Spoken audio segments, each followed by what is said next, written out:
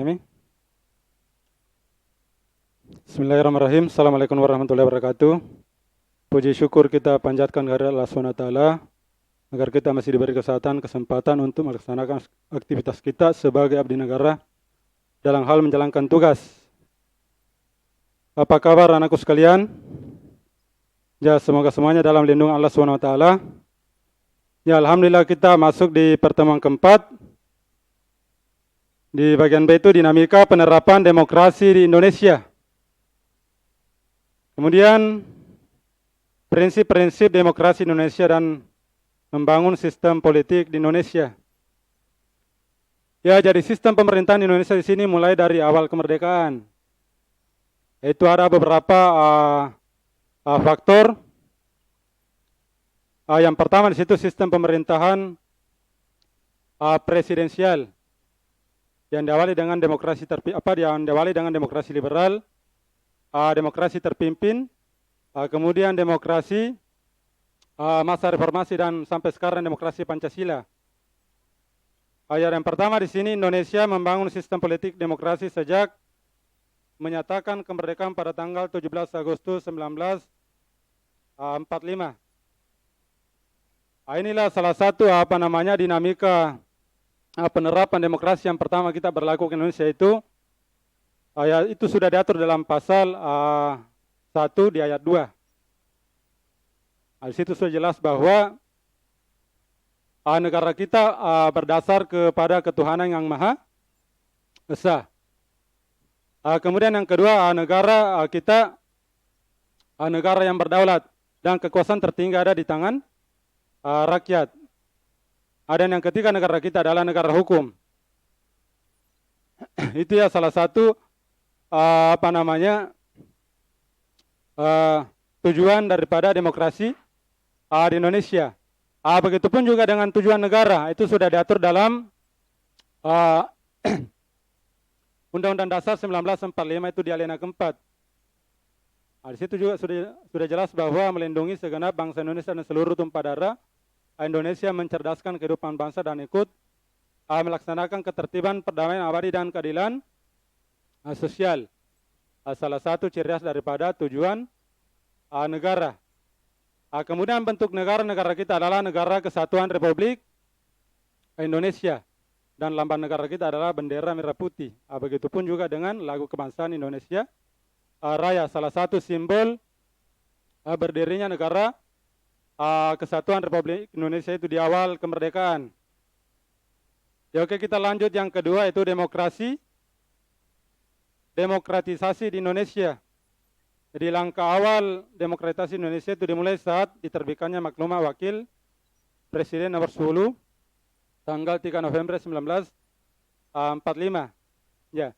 Jadi demokratisasi Indonesia itu ya sejak diberlakukannya dengan sistem pemerintahan, baik itu pemerintahan parlementer dan presidensial, yang diawali dengan adanya sistem pemerintahan di masa Orde Baru yang dipimpin oleh presiden pada waktu itu Insinyur Soekarno-Hatta dan wakilnya Muhammad Hatta. Kemudian bagian C kita itu prinsip-prinsip demokrasi di Indonesia.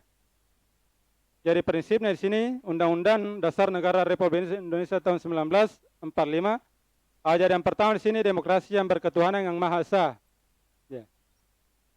Di situ juga sudah jelaskan di dalam Pancasila alinea pertama, ketuhanan yang Maha Esa. Jadi negara berdasar kepada ketuhanan yang Maha Esa. Di sini juga pernah jadi intervensi negara kita bahwa negara kita itu ya pada waktu itu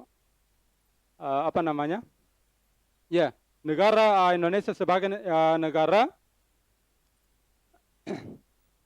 Indonesia sebagai negara yang dasarnya dasar Pancasila, dan yang kedua dasarnya adalah Piagam Jakarta. Ini pernah bertentangan dengan negara kita pada saat Kartosuwiryo menjabat sebagai pimpinan syariat Islam pada waktu itu.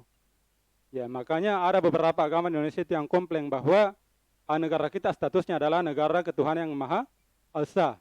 Jadi bukan hanya satu agama, tapi semua agama Indonesia merangkum ada beberapa agama di Indonesia. Jadi ketuhanan yang Maha Esa itu artinya menyatukan, mempersatukan rakyat baik dari segi sara, suku, agama, ras, dan antar golongan. Kemudian yang kedua, demokratisasi dengan kecerdasan. Itu juga sudah diatur dalam Undang-Undang Dasar 1945, itu adanya kecerdasan rohania, kecerdasan fikih, kecerdasan rasional, dan kecerdasan emosional. Ada yang ketiga, demokrasi yang berkedaulatan rakyat. Inilah yang kita pakai sekarang. Demokrasi yang berkedaulatan rakyat adalah salah satu ciri khas negara kesatuan dan dasar negara Pancasila. Ya. Kemudian yang keempat, itu demokrasi dengan rule of law. Salah satu prinsip negara hukum di negara kita. Ya. Tadi di awal saya jelaskan bahwa itu sudah diatur dalam pasal 1, bahwa negara kita adalah bentuk negara kita adalah negara kesatuan yang berbentuk republik. Dan yang kedua, negara kita negara yang berdaulat dan kekuasaan tertinggi ada di tangan rakyat. Dan yang ketiga adalah negara kita adalah negara hukum. Itu adalah salah satu prinsip rule of law, ya. Salah satu prinsip negara kita negara hukum. Kemudian yang kelima, demokrasi dengan pemisahan kekuasaan negara. Ya. Atau dikenal dengan check and balances, adalah pemisahan kekuasaan. Baik itu dari pemisahan eksekutif, legislatif, dan yudikatif. Begitupun juga dengan Mahkamah Agung. Ini semuanya mempunyai peranan penting dalam membagikan dalam pembagian kekuasaan di negara kita. Kemudian yang keenam, demokrasi dengan hak asasi manusia. Artinya di sini demokrasi menurut Undang-Undang Dasar Negara Republik Indonesia tahun 1945 mengakui hak untuk meningkatkan martabat dan derajat manusia yang seutuhnya. Dan yang keenam, yang ketujuh, demokrasi dengan pengadilan yang merdeka. Ya. Jadi salah satu juga faktor demokrasi pengadilan Indonesia itu sudah juga diatur dalam Undang-Undang Dasar 1945 yang terdiri ada beberapa pembagian sistem peradilan di Indonesia. Itu baik dari peradilan negeri, peradilan agama, peradilan tata usaha negara, dan peradilan militer itu di bawah naungan dari Mahkamah Agung. Dan perannya di sini ada dua, yaitu hakim dan jaksa.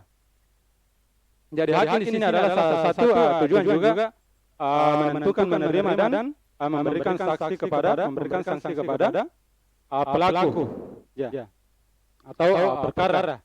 Begitupun juga dengan jaksa memberikan dalam hal sebagai penuntut umum. Dan yang ke-8 sini demokrasi dengan otonomi daerah. Jadi sistem otonomi daerah juga itu ada dua, itu ada namanya sistem desentralisasi dan sentralisasi, adanya pemisahan kekuasaan baik dari pusat sampai di daerah.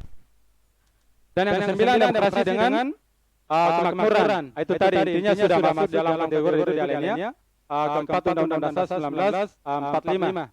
Itu mencerdaskan kehidupan bangsa. Itulah inti daripada tujuan negara.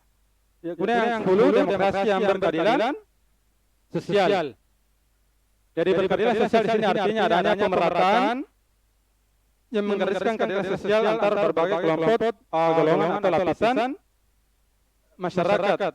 Ya, dengan kata lain tidak ada yang namanya diskriminasi, adanya perbedaan kelas sosial, baik dari segi sara, suku, agama, ras, dan antar golongan. Kemudian yang kedua, priorisasi perkembangan demokrasi di Indonesia. Jadi yang pertama di sini demokrasi liberal pada tanggal 17 Agustus 1950 sampai 5 Juli 1959. Ini diawali dengan demokrasi liberal dilaksanakan dikeluarkannya maklumat pemerintah 14 November 1945. Jadi perkembangan demokrasi liberal ini juga diawali dengan demokrasi sistem pemerintahan di awal kemerdekaan itu masa Orde lama di bawah pimpinan daripada Insinyur Soekarno.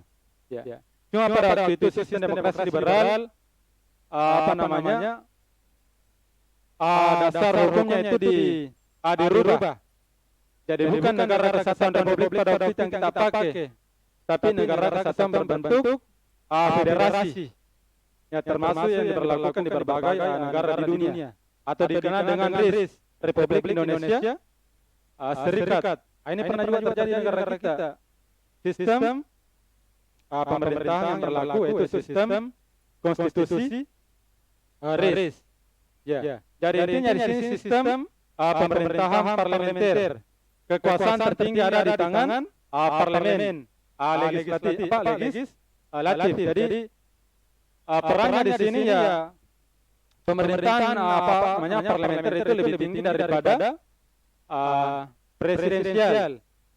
Ya termasuk Dewan Perwakilan Rakyat atau Perdana Menteri. Kenapa? Karena ini sangat berperan. Jadi presiden selaku kepala negara itu cuma bersifat simbolis saja. Kenapa? Karena perannya di sini sistem pemerintahan parlementer itu lebih berkuasa, lebih tinggi perannya dalam menjalankan sistem pemerintahan. Kemudian selanjutnya, bagian demokrasi terpimpin yaitu 5 Juli 1959 sampai 1965. Jadi demokrasi terpimpin ini diawali dengan masuknya sistem pemerintahan masa Orde Baru. Itu di bawah kepemimpinan oleh Presiden Soeharto pada waktu itu, yang menjabat selama 6 dekade ada selama 32 tahun. Ini bukan waktu yang simpel, waktu yang sangat lama. Ya. Di sini ada beberapa faktor juga yang menjadi kelemahan sistem pemerintahan di masa demokrasi terpimpin. Bukan tadi di bukan Presiden Soeharto, tapi ini ada adanya sistem pemerintahan di reshuffle. Itu jadi masih Insinyur Soekarno pada waktu itu yang menjabat sebagai presiden, cuma di reshuffle. Demokrasi terpimpin adanya sudah kita terbebas, sudah kita keluar daripada demokrasi liberal. Ya. Kenapa? Karena demokrasi liberal di sini ada beberapa juga faktor sistem politik Indonesia yang tidak cocok. Ya, salah satu faktornya adalah sistem demokrasi liberal bertentangan dengan nilai dasar Pancasila, khususnya sila ketiga tentang persatuan Indonesia dan sila keempat tentang permusyawaratan yang dilandasi nilai, hikmat, dan kebijaksanaan. Kemudian kedua, ketidakmampuan konstituante untuk menyelesaikan masalah-masalah kenegaraan, khususnya pengambilan keputusan mengenai undang-undang NRI Negara Kesatuan Republik Indonesia tahun 1945, sehingga sangat tidak menguntungkan bagi negara Indonesia. Ya. Jadi salah satu faktor itu ya demokrasi terpimpin juga diawali dengan keluarnya isi dekret Presiden tahun 1959. Yang pertama di situ ya, jadi Insinyur Soekarno itu memperlakukan keluarnya isi dekret Presiden, termasuk pembubaran konstituante. Salah satu dasar hukum yang kita pakai dalam hal merubah Undang-Undang Dasar 1945 pada waktu itu. Kemudian kedua, menetapkan bahwa Undang-Undang Dasar Negara Republik Indonesia kembali segenap bangsa Indonesia.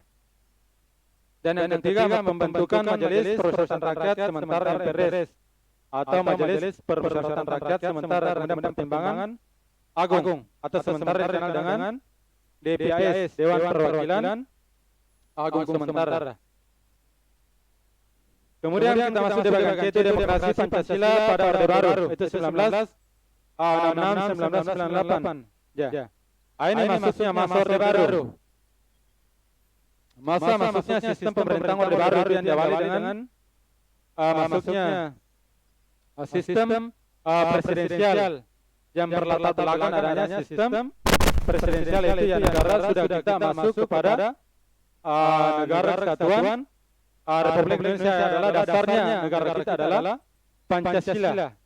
Dan kita lagi berlakukan Undang-Undang Dasar 1945. Ya, itu maksudnya sistem pemerintahan Pancasila pada masa Orde Baru. Itu maksudnya Presiden Soeharto yang menjabat selama 32 tahun atau selama 6 dekade. Kemudian kelemahannya di sini ada salah satu faktor ya. Kemarin juga ya ada beberapa faktor termasuk pelanggaran hak asasi manusia. Jadi ada beberapa faktor pelanggaran hak asasi manusia di Indonesia itu ya termasuk misalnya kasus Trisakti, ya kasus Trisakti, kemudian kasus Tanjung Priuk, kasus Semanggi dan kasus Munir. Sampai sekarang itu belum terselesaikan dengan baik. Ya. Begitupun juga dengan salah satu faktor kelebihan daripada sistem demokrasi di awal, sistem demokrasi pada masa demokrasi Pancasila itu di Orde Baru. Ada juga kelebihannya termasuk pembebasan Irian Barat. Jadi dia mengambil alih lagi Irian Barat pada waktu itu. Kemudian selanjutnya itu demokrasi era reformasi. Itu masa reformasi itu maksudnya Presiden Habibie yang ketiga. Ya, itu masa merupakan salah satu reaksi terhadap pemerintah Orde Baru yang dianggap telah menyimpang dari tujuan dan cita-cita demokrasi Pancasila atau dikenal dengan masa transisi. Ya. Jadi sampai sekarang ya, itu maksudnya demokrasi Pancasila. Itu sistem pemerintahan itu sudah masuk dalam kategori pemilihan secara langsung, pemilihan umum itu tahun 2014 pada waktu itu. Nah, itu yang maksudnya SBY, Susilo Bambang Yudhoyono pada waktu itu ya, sebagai presiden keempat. Sampai sekarang itu sudah diresafel juga mulai dari tahun 1999 sampai sekarang adanya sistem demokrasi Pancasila. Dan itulah yang kita pakai sekarang. Ya. Dan yang kita pakai sebagai dasar hukum. Sebagai dasar negara Republik Indonesia. Ya, saya kira itu materi di pertemuan keempat ini, mudah-mudahan nanti insyaallah kita bisa dipertemukan kembali. Ya. Cukup sekian, wabillahi taufiq wal hidayah. Assalamualaikum warahmatullahi wabarakatuh.